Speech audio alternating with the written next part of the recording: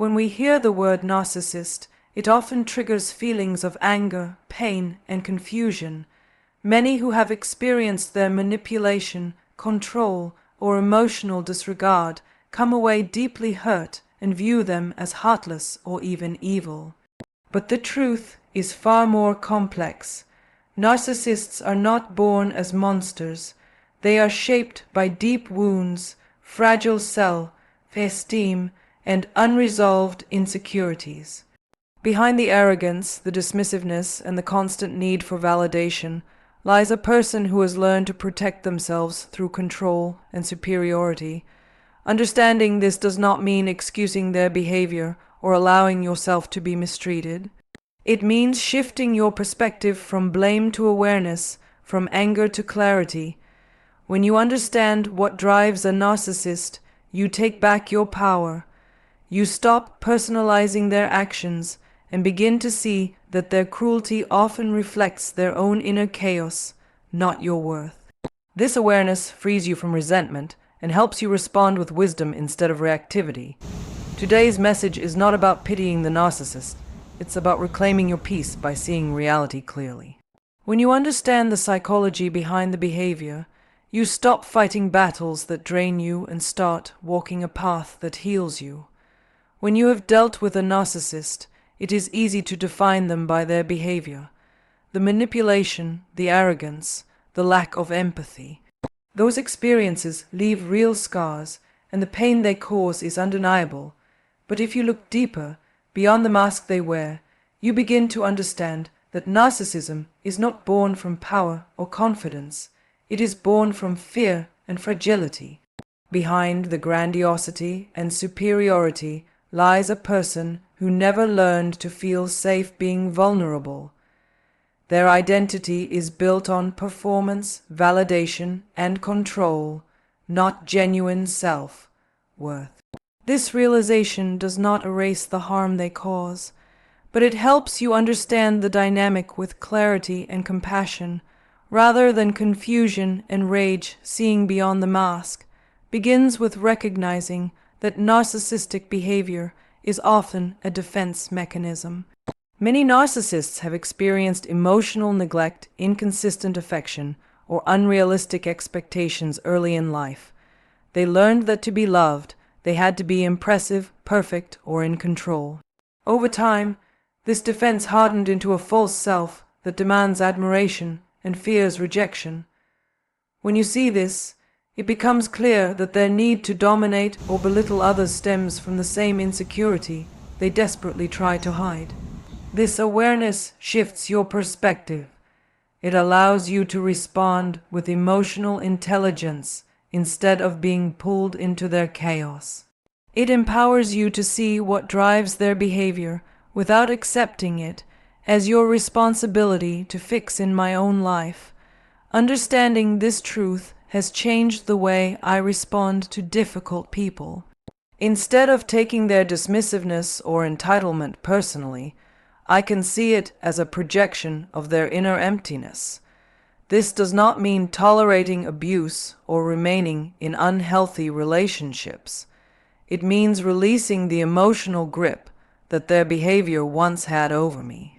You learn to detach with empathy, to acknowledge their humanity while maintaining your own boundaries. It is possible to see the wounded person behind the narcissism without losing yourself in their pain. You can hold compassion without surrendering your peace. You can recognize their struggle without becoming part of it. When you learn to see beyond the mask, you also begin to see your own strength more clearly. You realize that your sensitivity, patience, and capacity for empathy are not weaknesses but gifts. The narcissist's inability to reflect on their behavior becomes a mirror reminding you to continue doing the inner work they avoid. You grow, you evolve, and you heal. This perspective does not make their behavior acceptable, but it transforms your response from reactive to intentional. You stop trying to change them and instead focus on protecting your peace and preserving your authenticity.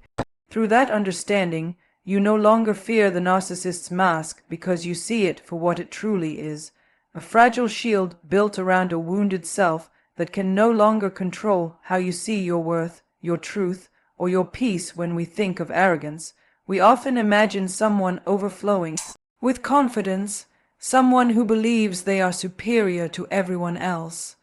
But true arrogance, especially in the narcissistic sense, rarely comes from genuine self-assurance. It is born from deep insecurity, from wounds that were never healed and fears that were never faced. Beneath the ego, beneath the constant need to prove and perform, lies a fragile self that has built walls of superiority to survive. Understanding this does not justify the harm that arrogance can cause, but it brings insight into why some people must elevate themselves just to feel safe in their own skin. In my own life, I have seen how people who appear the most self-important are often those who feel the smallest inside.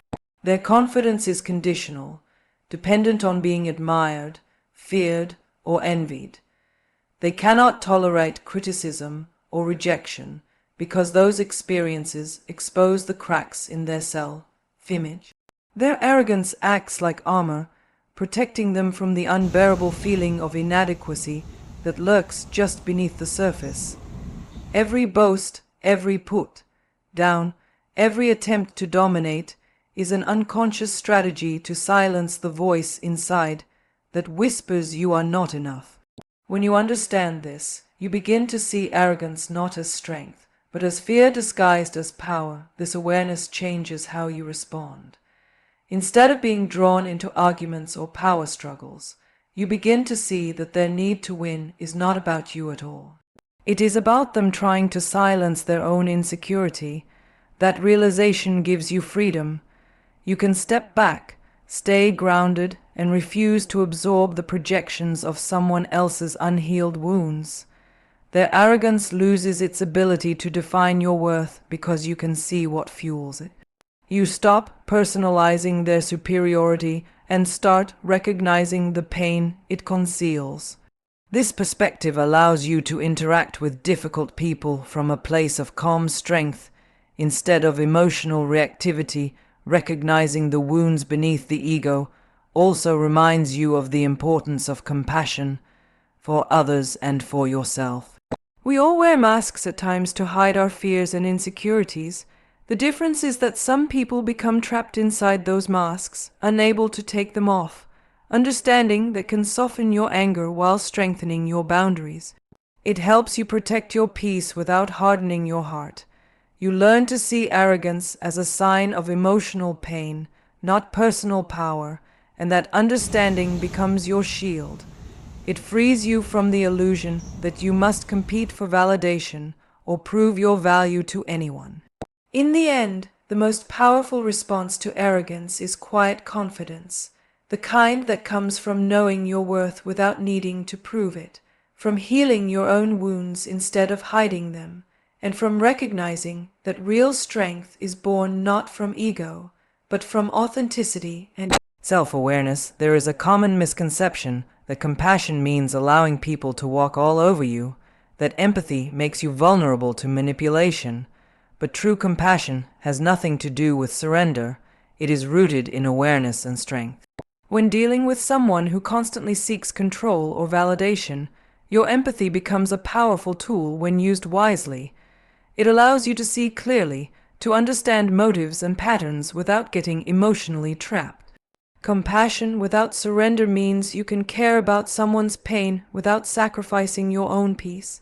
It is not about fixing or saving them, but about staying grounded in your truth while recognizing theirs. In my own life, learning to balance empathy and self-preservation was one of the most transformative lessons.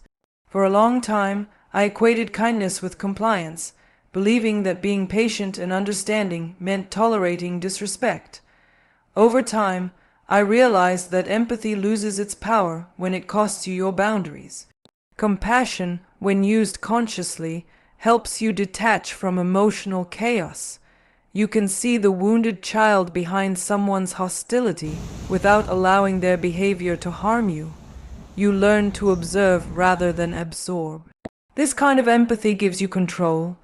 It helps you respond intentionally instead of reacting impulsively.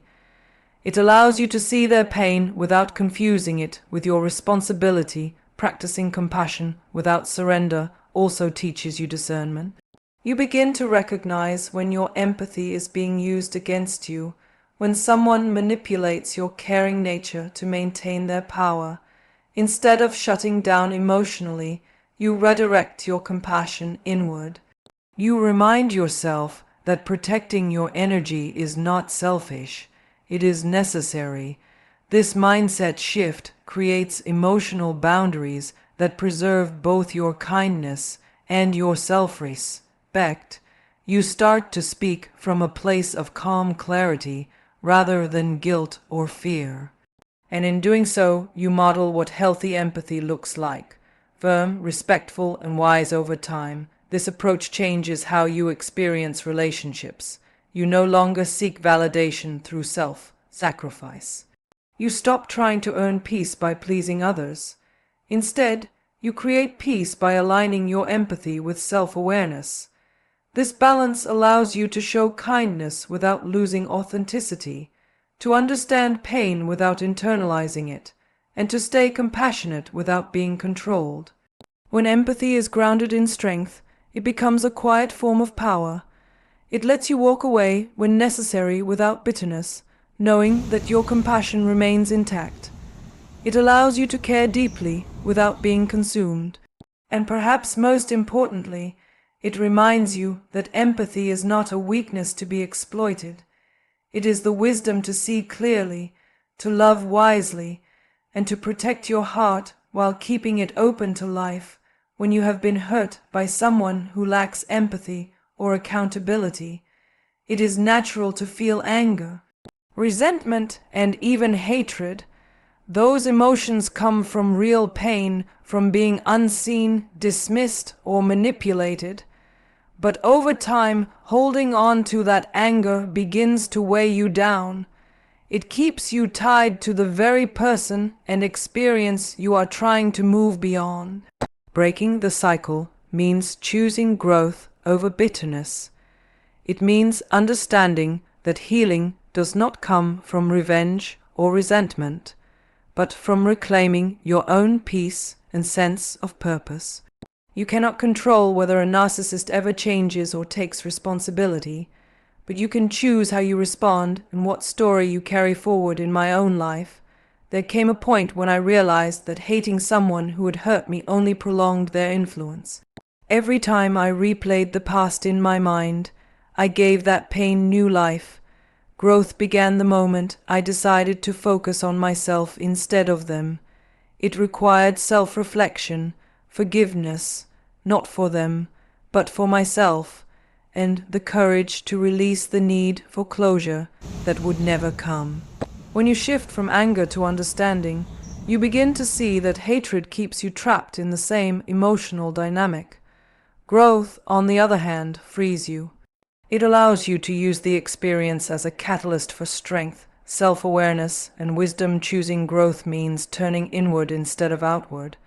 It is about asking what this experience taught you about your own boundaries, needs, and values. It is realizing that pain can be a powerful teacher if you let it.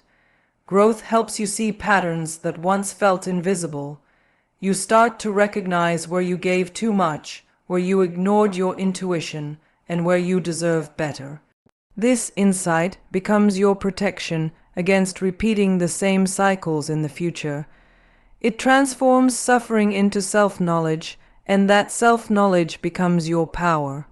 Each step you take toward healing is an act of defiance against the control that once held you. Breaking the cycle also requires compassion, not necessarily for the one who hurt you, but for yourself as you heal. You are not weak for having trusted or cared. You are simply human. Letting go of hatred allows you to reconnect with that humanity without shame. It brings you back to yourself. When you choose growth, you no longer define yourself by what was done to you, but by how you rise from it. You learn that peace is not found in their regret, but in your release. The moment you stop fighting for validation from someone incapable of giving it, You step into freedom. You discover that growth is the quiet triumph of choosing self-awareness over bitterness, self-love over resentment, and emotional maturity over the endless pull of the past. Healing after being hurt by someone who lacks empathy or accountability is one of the hardest journeys you can take. The mind often wants justice, an apology, or recognition of the pain you endured. It craves closure, and when that doesn't come, revenge can start to feel like the only way to reclaim power. But revenge never brings peace. It keeps you connected to the very person who caused your pain, trapping you in a cycle of reaction instead of recovery.